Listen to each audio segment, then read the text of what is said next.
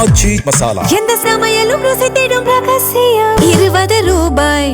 Okay, நம்முடைய திரு நந்தகுமார் அவர்களும் இணையரால் அவருடைய பார்வையை பெறுவோம். மார்க்சிஸ்ட் கம்யூனிஸ்ட் கட்சி திரு விஜய் அவர்களை அவர் ஆட்சி அமைக்க ஆதரவளிக்க முடிவெடுத்திருக்கக்கூடிய நிலையில், அந்த நிலையில தான் இந்திய கம்யூனிஸ்ட் கட்சியும் விடுதலை சிறுத்தைகள் கட்சியும் முடிவெடுக்க போகின்றன அப்படிங்கிற இண்டிகேஷன்ஸும் இருக்கு.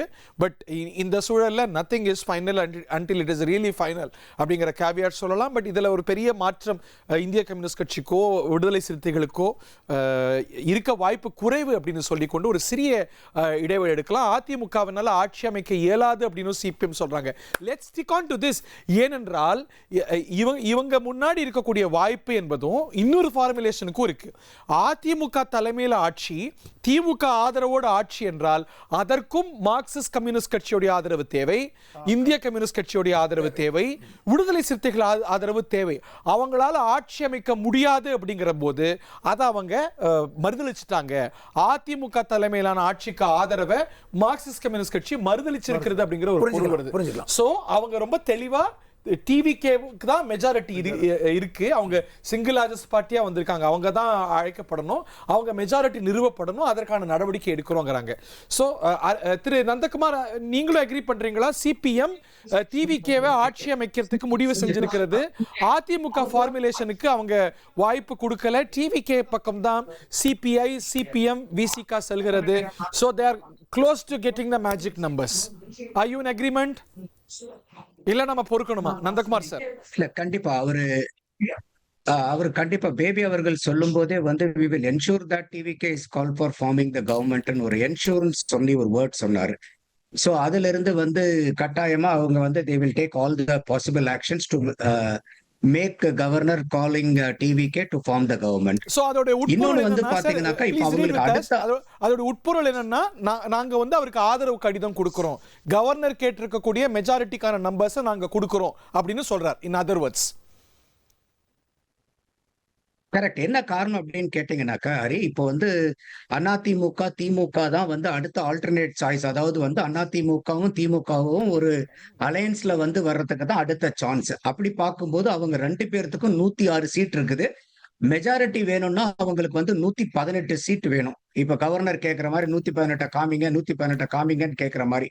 அப்ப அந்த அலையன்ஸ்க்கு வந்து 12 சீட் வேணும். அப்ப அந்த 12 சீட்டுக்கும் போது வந்து பாத்தீங்கன்னாக்கா, ஏற்கனவே நம்ம பேசின மாதிரி இந்த சிபிஐ, சிபிஎம், விசிகேனுடைய இந்த 6 சீட் இல்லாம அது வந்து ஆகாது. அதோடு மட்டும் இல்லாம IUML 2 சீட்டும் வந்து இருக்கு. ஏன்னா இப்ப இந்த டிஎம்கே ஏடிஎம்கேல கன்ஸ்ட்ரைன்ஸ் என்ன வரும் அப்படின்னு கேட்டீங்கன்னாக்கா, டிஎம்கே வந்து ஏற்கனவே வந்து they are not going with Bharatiya Janata. அப்ப பாரதிய ஜனதா சீட் வந்து அந்த 20 seat out of TVK, BJP, sorry TVK, DMK, ADMK இந்த 3 தவிர மீதி அவுட் சைட்ல 20 இருக்கு.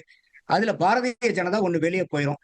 கன்ஸ்ட்ரைன்ஸ் என்னென்ன இருக்குன்னாக்கா வந்து டிஎம்கே பிஜேபி கூட ஜெல் ஆகாது, இந்தியன் யூனியன் முஸ்லீம் லீக் வந்து பிஜேபி கூட ஜெல் ஆகாது, சிபிஐ, சிபிஎம், விசிகே இந்த 3 பேருமே ஒரு பிளாக்கா தான் நாங்க ஒர்க் பண்ணுவோங்கிறத நம்ம ரிசல்ட் வந்து அடுத்த நாளே வந்து அந்த 3 கட்சிக்காரங்களுமே சொல்லியிருந்தாங்க.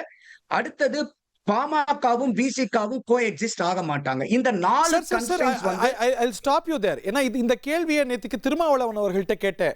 நீங்க பாமக இருக்கிற அணியில இருக்க மாட்டீங்களா அப்படின்னா, அவர் வழக்கமா சொல்ற இல்ல அது வாய்ப்பே இல்லைன்னு சொல்லல. அது நம்ம பார்ப்போம் அப்படிங்கிறார், அது நாங்க பேசுவோம் அப்படிங்கிறார். சோ வழக்கமான ரிசர்வேஷன் அவர் நமக்கு கொடுத்த பேட்டியில அவர் வெளிப்படுத்தல.